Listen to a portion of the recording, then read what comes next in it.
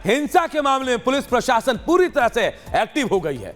PWD विभाग ने घटना से जुड़े आरोपियों के अवैध निर्माण को चिन्हित करना शुरू कर दिया है।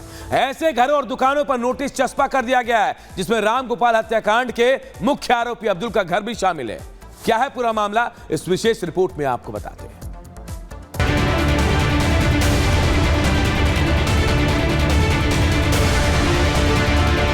अपराधियों का नाम सत्य है हो गया। बुलडोजर तैयार, दंगाइयों पर होगा प्रहार। बहराइच के गुनहगार अब हो जाओ तैयार। यूपी में अपराध के खिलाफ सीएम योगी की जीरो टॉलरेंस की नीति अब नजीर बन चुकी है। उन लोगों के लिए जो सोचते हैं कि अपराध करेंगे और कानून उनका कुछ बिगाड़ नहीं सकेगा, लेकिन अब ऐसा नहीं है।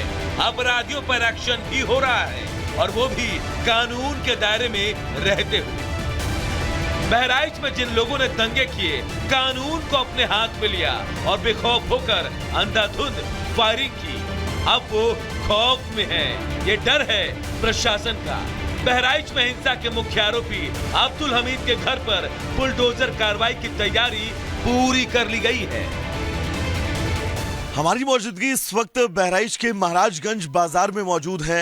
दरअसल यहां पर पीडब्ल्यूडी की तरफ से कुछ मकान जो हैं वो चिन्हित किए गए हैं, जिन मकानों को लेकर बुलडोजर का एक्शन देखने को मिल सकता है। अगर तस्वीरें हम आपको दिखाएं तो आप देखिएगा, इस मकान को भी जो है वो रेड क्रॉस से चिन्हित किया गया है। इसके साथ ही इस बाजार में कई ऐसे मकान हैं जिन मकानों को चिन्हित किया गया है, और अब आने वाले वक्त में इन मकानों पर बुलडोजर जो है वो चल सकता है।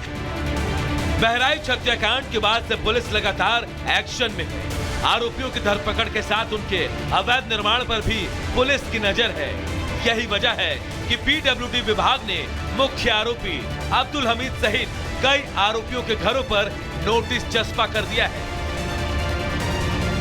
मेरे विजय सचिन, एक बार अगर आपको पीछे दिखाएंगे तो ये वो उस आरोपी का घर है जिस आरोपी को फिलहाल पुलिस ने जो है वो गिरफ्तार कर लिया है। और इस महाराजगंज बाजार में तकरीबन 30 से 40 ऐसी दुकानें और मकान हैं जिन मकानों को इस बुलडोजर एक्शन के तहत चिन्हित किया गया है। आने वाले वक्त में सर्वे किया जाएगा और सर्वे के बाद इन मकानों पर बुलडोजर एक्शन देखने को मिल सकता है। सूबे में सीएम योगी के सत्ता में आने के बाद से चाहे अपराधी हो या फिर दंगाई, उनका हिसाब ऑन स्पॉट होता है। अब बहराइच इस बात का गवाह बन रहा है कि गलती करोगे तो यही भरना पड़ेगा। गोपाल मिश्रा हत्याकांड के आरोपियों पर हो रहा एक्शन इसी बात का उदाहरण है। Bureau report, Republic Bharat. और इधर एक तरफ वक्फ की मनमानी को रोकने के लिए वक्फ संशोधन बिल बनाने की तैयारी चल रही है, तो दूसरी तरफ एआईयूडीएफ के चीफ बदरुद्दीन अजमल के बयान से सियासत गर्मा गई है। हमारे टीम ने, रिपब्लिक भारत की टीम ने मध्य प्रदेश वक्फ बोर्ड के दावों की रियलिटी चेक की। क्या निकला इन दावों में, इस रिपोर्ट के जरिए आपको बताते हैं।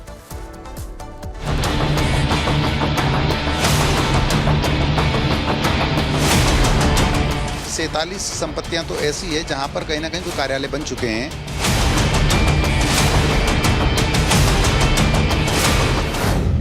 वक्फ का सवाल, दिल्ली टू भोपाल बवाल। बदरुद्दीन का बयान मच गया घमासान। एआईयूडीएफ चीफ बदरुद्दीन अजमल ने संसद से लेकर एयरपोर्ट तक को वक्फ की जमीन पर बनने का दावा किया तो हर तरफ बवाल मच गया। हर राज्य में चर्चा शुरू हो गई कि क्या वाकई सरकारी संपत्तियां वक्फ की जमीन पर बनी हैं। इसका जवाब तलाशने के लिए आर भारत की टीम मध्य प्रदेश वक्फ बोर्ड के दफ्तर पहुंची। लोगों और अधिकारियों से बातचीत, जानकारी जुटाई तो पता चला कि भोपाल में पुलिस मुख्यालय से लेकर नगर निगम दफ्तर तक पर वक्फ अपना दावा कर रहा है। मेरे पीछे आप जो बिल्डिंग देख रहे हैं, ये पुलिस हेडक्वार्टर है, पुलिस मुख्यालय है, और वक्फ बोर्ड ये दावा करता है कि ये जो है कब्रिस्तान की जमीन पर बना हुआ है और इस पर वक्फ का दावा है। हालांकि ऐसी न सिर्फ पुलिस मुख्यालय बल्कि पुलिस कंट्रोल रूम, इसके अलावा कई सरकारी अस्पताल और कई ऐसी इमारतें जिसमें वक्फ का दावा है, जिसके की कोर्ट में मामले लंबित चल रहे हैं। एक दो नहीं बल्कि 47 ऐसी सरकारी संपत्तियां हैं जिस पर वक्फ का दावा है। तो सरकार का दावा कुछ और है, जिस पर कोर्ट में केस लंबित है। तो मध्य प्रदेश में 15,002 वक्फ स्टैट्स हैं और लगभग 47 संपत्तियां तो ऐसी है जहां पर कहीं ना कहीं कोई कार्यालय बन चुके हैं और वो उनकी वैधानिकता के लिए कि लीगली रूप से वो कौन सही है, वक्फ बोर्ड सही है या वो कार्यालय जो संचालित हो रहा है वह सही है, इसके लिए वर्षों से कोर्ट में उनके प्रकरण लंबित थे। तो जब हम एक तरफ लोकतांत्रिक व्यवस्था में काम करते हैं जहां न्यायालय को सर्वोच्च स्थान दिया जाता है, तो न्यायालय से जो भी निर्णय होगा वो निश्चित रूप से सर्वमान्य होगा, सबके लिए अच्छा होगा। बताया जा रहा है कि करीब 3 साल पहले वक्फ बोर्ड ने भोपाल के ऐशबाग थाने को जमीन किराए पर दी थी।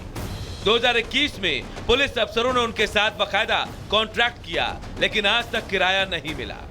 जो PHQ है वो 1970 से वक्फ रिकॉर्डों में दर्ज है और 1997 से यहाँ पर एक प्रकरण लंबित है जो हाई कोर्ट में वर्तमान में लंबित है। निचली कोर्ट से जो है वो वक्फ बोर्ड जीता है और हाई कोर्ट में पुलिस विभाग ने उसमें अपील की है और अपील के तहत उनको स्थगन मिला है। यह 3.5 एकड़ जगह है जो 1462 नंबर खसरे पर स्थित है।